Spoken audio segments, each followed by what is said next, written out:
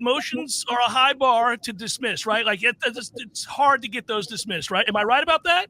Yep, you're absolutely right. You just have to say the right things. They don't have to be true things. So you just have to allege what's necessary, and then you move past the motion to dismiss.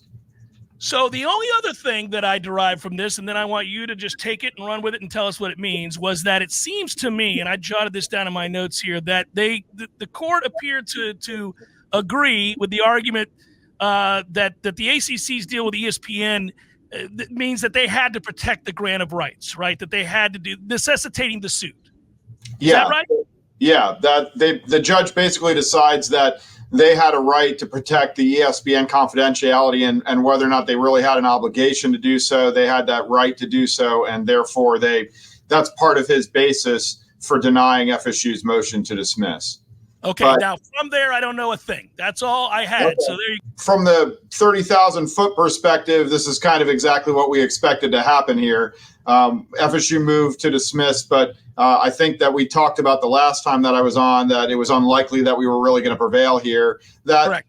That showed to be true. The court basically denied our motion to dismiss except for one ground. We got one ground kicked. We got one little smidgen of thing. Basically, the judge says that they haven't properly pled that the FSU is breaching its fiduciary duties against the ACC. So whether or not they get to refile, I actually haven't gotten through the whole thing because you guys notified me that you wanted me on about an hour ago. So I've been trying to go through it. But basically, the judge goes through 76 pages to deny our motion to dismiss, which is more than you typically see in a motion to dismiss.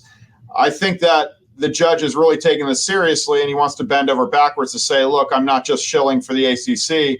I'm reasoning this out. I followed all the arguments. I'm going to cite what FSU is saying and exactly why I think they're wrong. So in going through it, you read it, and it's well reasoned, and some of it I think he gets right, and some of it I think is not so right. But, he does the best that he can. He's a judge, and he's got to make a call one way or another, and both sides are very good and making good arguments. So it turned out exactly the way that we expected it to. And we don't think that there will be an appeal, right? Because it's so thorough? Right. Well, so it's a motion to dismiss. So when your motion to dismiss gets denied, you don't really get to appeal right away. You have to wait till the end of the matter in order to appeal a motion to dismiss. You can have an interlocutory appeal, but you have to prove things like irreparable harm, things that I don't think are at play here. So to have an appeal of the motion to dismiss is probably not going to be happening. All right. So I guess so FSU has to answer the right at some point, and they can, I guess, have counter complaints. Is that what they're called? Yeah. So now they're going to have to respond to the First Amendment complaint, which the court says that was a ratification of the 2/3 majority rule that the ACC has to file the lawsuit against FSU. If you recall, we were saying it should be dismissed because they didn't follow the proper ACC procedure to file it. The court said that they ratified it by filing the First Amendment complaint, which was supported by 10 of the 15 members, 2/3 vote. Usually in the end of the order, you'd have some time period for FSU to file its answer, but it doesn't seem to say anything on that. So it'll be whatever North Carolina procedural rules are on when there's a denial of the motion to dismiss. The parties could also come up with some agreement. So I think that's also likely too. There's a lot going on in this complaint. It may be that FSU and the ACC talk and they say, let's give each other a month. FSU needs a month to be able to respond to what the ACC has alleged. So we know this process is slow and it's going to get slower. And so what should all of my listeners and fellow Noles know about what this means in your opinion? Because we immediately, upon seeing that it was denied, had a bunch of people panicking on the boards and in my email inbox and on Twitter. And we said, look, reminder, my man Mike told you this was going to happen and that it's not that big of a deal. It's not that big of a deal, right?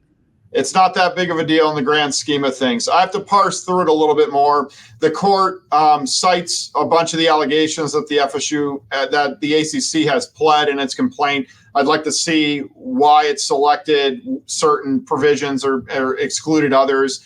that could be an indication as to what the court thinks about some of the things, but I haven't really had an opportunity to pore over it. But all hope is not lost. It's okay.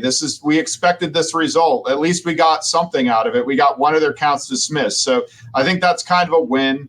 It could be that the judge wanted to dismiss something so it looks more balanced and fair, that he didn't just flat out deny the motion dismissed by FSU. So I would tell all the listeners and the Noles on the board that this was an expected result. This is just the beginning of the battle here.